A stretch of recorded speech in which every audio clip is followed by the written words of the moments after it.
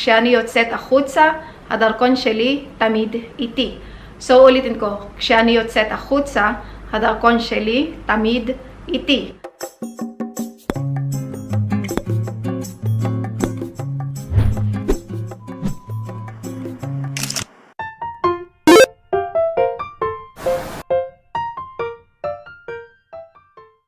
Hello mga ka-unicos and mga ka-unicas! Welcome back to another vlog. So for this video, as you can see in the title, may i-share ulit ako sa inyo na 10 basic Hebrew words, but this time nag-uumpisa siya sa letter Dalet.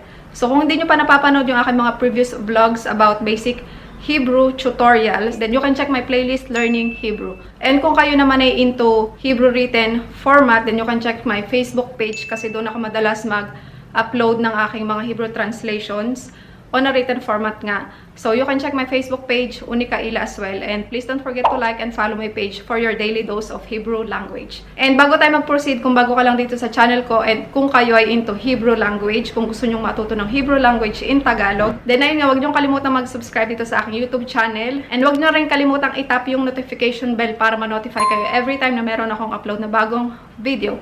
So ayun nga, huwag na natin patagalin, and kung gusto nyong matuto ng Hebrew language kasama ko, then please keep on watching.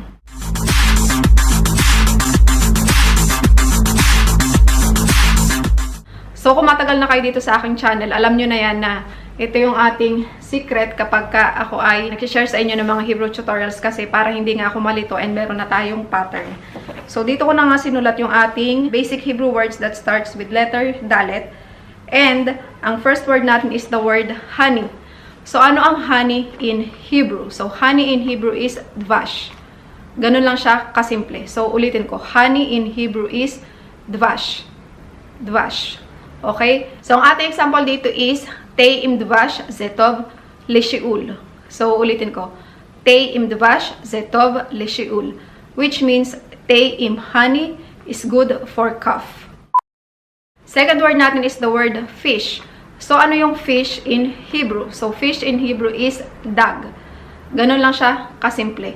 Dag. While fishes are dagim. So, kita nyo yung difference? Dag, fish. Dagim, fishes. Okay? Example natin dito is ani ohevet leachol dag. So, ulitin ko. Ani ohevet leachol dag. Which means, I love to eat fish. Third word natin is the word mail or post office. So, ano yung kanyang Hebrew translation? So, mail or post office in Hebrew is doar. Doar. Doar.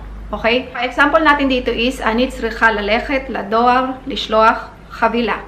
So, ulitin ko, אני צריכה ללכת לדואר לשלוח חבילה.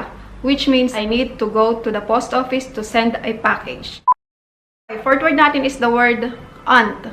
So, ano yung aunt in Hebrew? So, aunt in Hebrew is doda. Doda. While uncle in Hebrew is dod. Aunt is doda. Uncle, dod. Okay? יש לי פה דודה שהיא עובדת כמוני.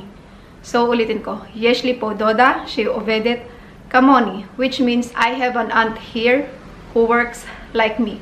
So, actually, siya ang kumuha sa akin dito. That's right! Okay, fifth word natin is the word apartment. So, ano yung apartment in Hebrew? So, apartment in Hebrew is dira. Dira. Dira. Okay? Example natin dito is, אני שוכרת דירה לפני. So, ulitin ko, אני שוכרת דירה לפני. Which means, I'm renting an apartment before. Yun yung kanyang English translation. Sixth word natin is the word door. So, ano yung door in Hebrew? So, door in Hebrew is delet. Delet. Delet. Okay? אני הולכת לסגור את הדלת. So, ulitin ko, אני הולכת לסגור את הדלת. Which means, I'm going to close the door. Seventh word natin is the word minute. So, ano yung minute in Hebrew? So, minute in Hebrew is daka. Daka. Daka. Okay? יש לך דקה להקשיב לי. So, ulitin ko, יש לך דקה להקשיב לי. Which means, do you have a minute to listen to me? Eighth word natin is the word passport. So, ano yung passport in Hebrew? So, passport in Hebrew is דרכון. דרכון. דרכון. כשאני יוצאת החוצה, הדרכון שלי תמיד איתי. So, ulitin ko. כשאני יוצאת החוצה, hadakon sheli, tamid, iti, which means when I'm going out, my passport is always with me. Okay, ninth word natin is the word religious. So, ano yung religious in Hebrew? So, religious in Hebrew is dati. Dati. Dati. Haitali metupal, dati. Haitali metupal, dati. Which means, I had a religious employer. And we are down to our last and 10th Hebrew word, and that is the word page. So, ano yung page in Hebrew? So, page in Hebrew is daf.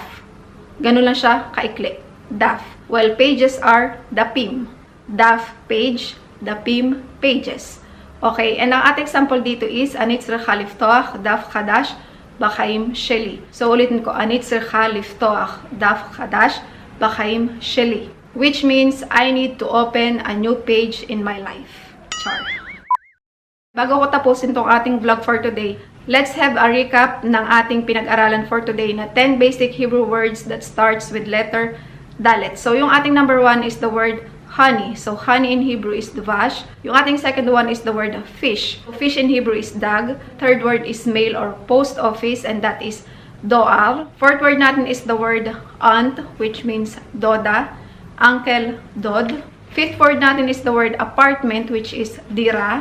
Sixth word natin is the word door, which is delet. Seventh word natin is the word minute, which is daka. Eighth word natin is the word passport, which is dalkon. Ninth word natin is the word dati or religious. And our 10th and final Hebrew word is the word page or daf.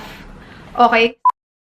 So, hanggang dito na lang mga ka-unicos and mga ka-unicas yung ating vlog. I hope kahit papaano meron na ulit kayo mga bagong Hebrew words na natutunan with the help of this video, of course. And I hope you found this video interesting and informative as well. And kung kayo po ay merong mga kakilala na gustong matuto ng Hebrew, then you can share this video para naman magkaroon sila ng kaalaman in terms of Hebrew language.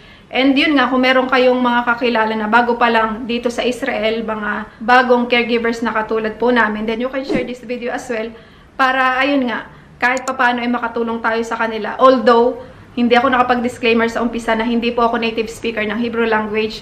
So, kung meron mga kayong narinig na mga shgiot or errors, then I hope pagpasensya nyo na po, and at least kahit pa paano I tried my best na i-share sa inyo yung aking kaalaman sa Hebrew. And sa tuwing gagawa naman po ako ng Hebrew language, I tried my best talaga na i-pronounce yung mga Hebrew words na yun as precise as I can. So, ayun nga, kung meron kayong narinig na kahit kaunting shgiot, ulitin ko po ulit, pagpasensya nyo na, okay? So, ayun nga mga ka-unicos and mga ka-unicas, hanggang dito na lang talaga yung ating vlog kasi baka sumobra ang haba nitong video na to. And kung kayo ay nakarating sa dulo, then maraming salamat po sa inyo. And I hope kahit paano nagustuhan nyo tong video na to. And if you did, then please don't forget to give it a thumbs up.